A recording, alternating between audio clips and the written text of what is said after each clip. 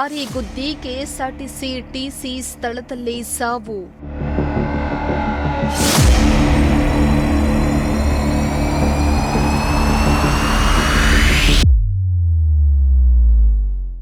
Bus ತಡೆದು ticket check ಮಾಡುವ ವೇಳೆ ಅಪಘಾತ.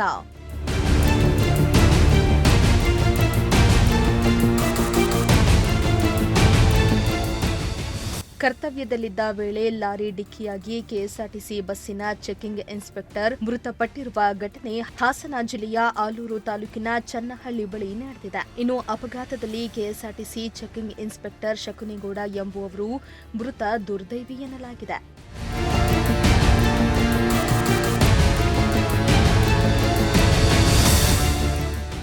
ಹೌದು, ನಲ್ಲೂರು ಮಗ್ಗೆ ಮಾರ್ಗದಲ್ಲಿ ಸಂಚರಿಸ್ತಾ ಇದ್ದ ರಾಜ್ಯ ಸಾರಿಗೆ ಬಸ್ಸನ್ನ ತಡೆದು ಪ್ರಯಾಣಿಕರ ಟಿಕೆಟ್ ಪರಿಶೀಲನೆ ನಡೆಸುವ ಉದ್ದೇಶದಿಂದ ಶಕುನಿಗೌಡ ಅವರು ರಸ್ತೆ ದಾಟ್ತಾ ಇದ್ದ ವೇಳೆ ಈ ಅಪಘಾತ ಸಂಭವಿಸಿದೆ.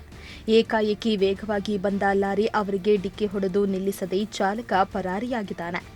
ಡಿಕ್ಕಿಯ ರಭಸಕ್ಕೆ ಗಂಭೀರವಾಗಿ ಗಾಯಗೊಂಡ ಶಕುನಿಗೌಡ ಅವರು ಸ್ಥಳದಲ್ಲಿ ಮೃತಪಟ್ಟಿದ್ದಾರೆ.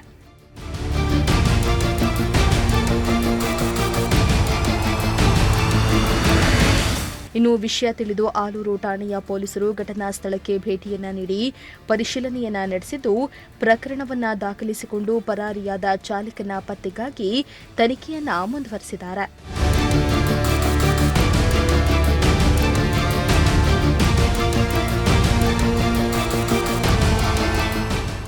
MD Nasir, Prajashakti TV, Arsikere.